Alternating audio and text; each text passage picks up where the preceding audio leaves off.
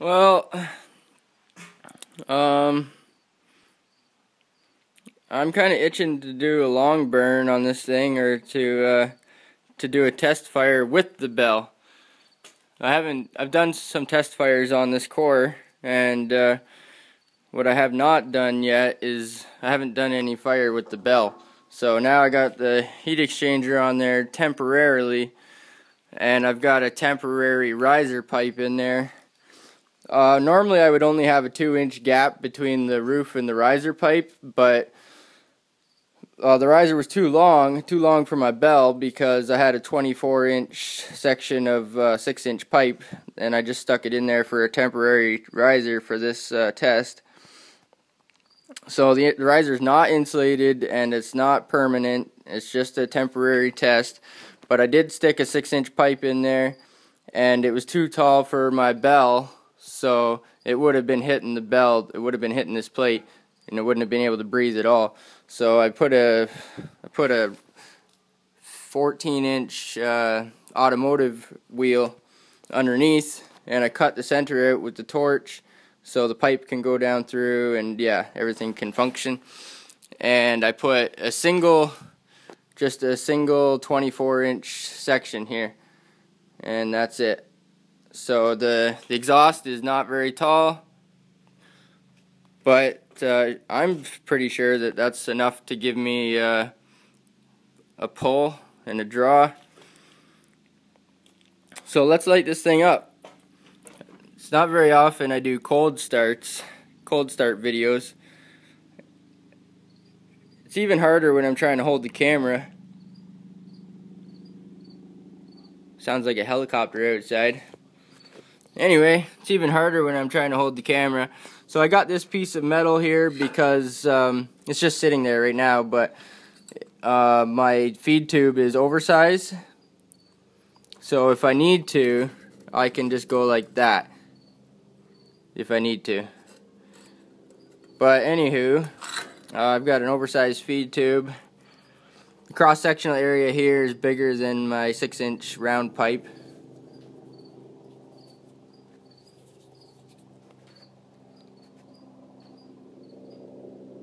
Can you hear the helicopter? Anywho, I'm gonna set my phone down here. One of the reasons why I don't do I just talk about stuff on my videos is because I gotta hold the camera. I'm a one-man show. I'm a one-man army, so sometimes holding the camera and doing stuff at the same time can be a pain in the butt.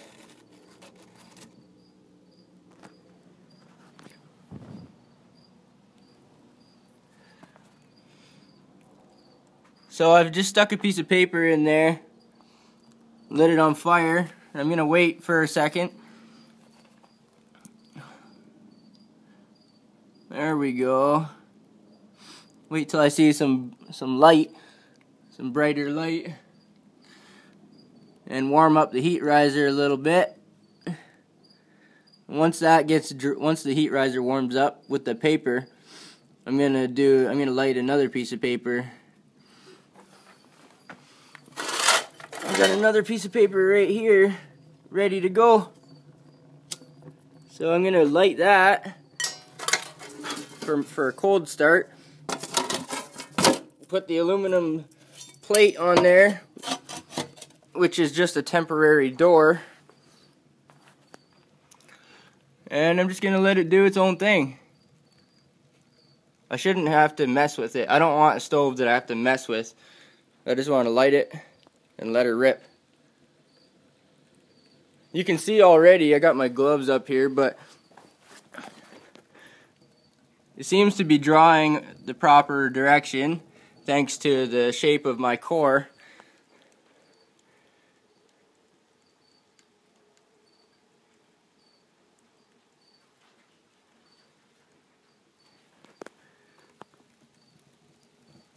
Come on, baby, fire me up.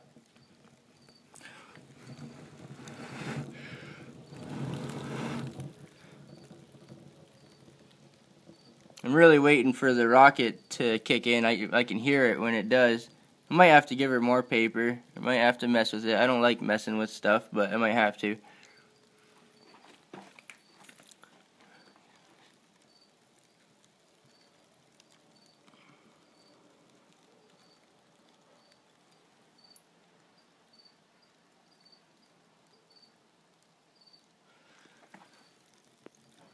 Alright.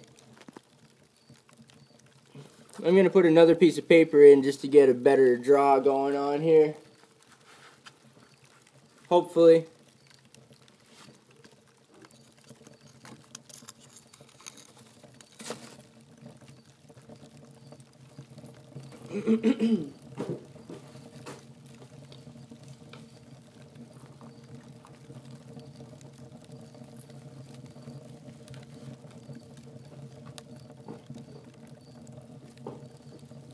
I set down my fire starter somewhere and I don't know where I set it down at.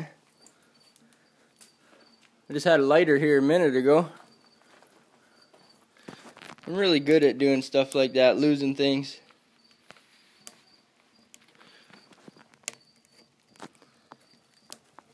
But it seems to me that it needs a little more oomph. But like I said, this is a cold start.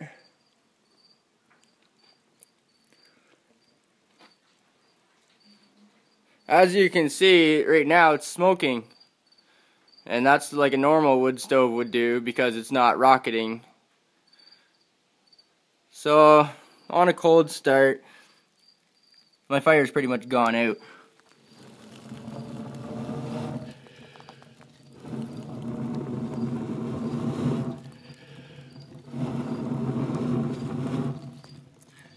I just give it a little bit of forced induction via my lungs. So I just blew in there. Just blow on it. Give her a blow job. Anywho, it looks like after I give it some forced induction, I thought I was gonna have to put some more paper on it, but I'll just give her a little blow job and away she goes, hopefully. When you hear the crackle and snap, the crackling and snapping, that means there's something going on. Or your fire is probably working properly if you hear it crackling and snapping.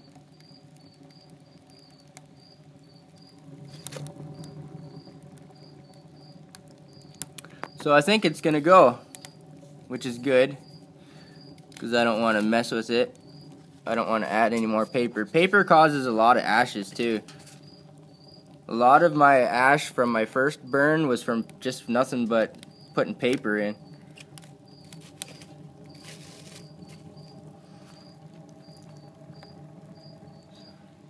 Alright, now I blew on it. I just blew on it with my lungs. And now she's rocketing. I can hear it. I can hear the air pulling, drawing. I can hear the wood crackling. So we have a fire. Now if you were over here, you probably wouldn't even know there was a fire, because it's down in there and it pulls down. Anyway, now that it's rocketing like a rocket stove, it's burning clean like a rocket stove.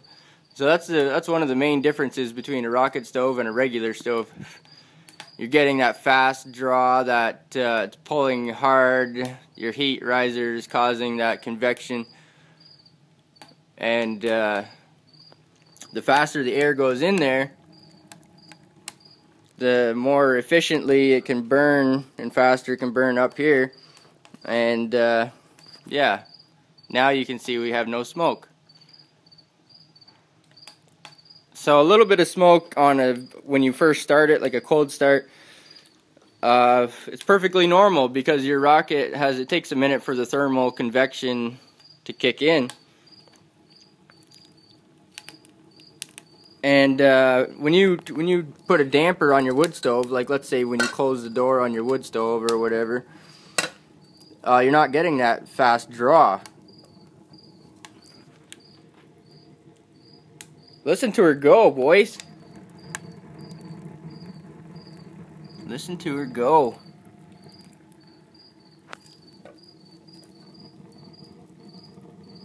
doesn't really seem to matter much. This is my first time having this metal flap here, or this steel plate, but I wasn't sure because my oversized tube, I wasn't sure if it would smoke back having a bigger cross-sectional area here. But I could leave it wide open and I don't think it's going to smoke back. Especially when you have some wood in there, because the wood chokes it up, or it takes up the other couple extra inches of cross-sectional area. If I put some wood in there, the wood would take up that space also. But first thing, immediately, I'm getting some huge heat off this. I need to burn the paint off. I need to melt the paint off this barrel, or this bell propane tank. I took it to the welder yesterday to get the lid welded on, and the guy said, he's like, you got to get the paint off there. I should have known better. I should have known that. So I took the angle grinder and a knotted wire cut brush, and I grinded some of the paint off of there where I want it welded. But if I burn it, if I get it hot enough, some of that paint's going to come off. And it might be like a toxic fume too, with that, if that off gases or if that burns off. So I'm in the shop here with the workshop with the door wide open. So I might just let her go. I might just put a couple more sticks in there, let her go, let her do her thing. This is awesome, boys. This is my first test with the bell on the cast core, and